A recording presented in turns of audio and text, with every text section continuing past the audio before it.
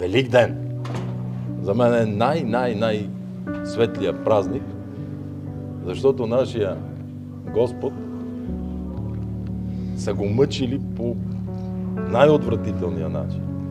Тръни му забивали в главата, пирони в ръцете, вързали го на дървото на кръста да го носи. И когато всички са отрекли от него, всички, и изведнъж се покал отгоре и казал ту-ту.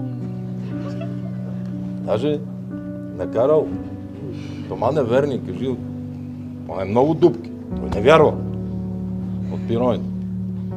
Добре, избери си една, мушни си пръста да види, че има, но само в една, сега няма да ме мушиш да по цялото тяло. Някакси това е толкова валидно и за нашите нрави, че аз този празник ми е някакси най-хубавото, което може да се случи.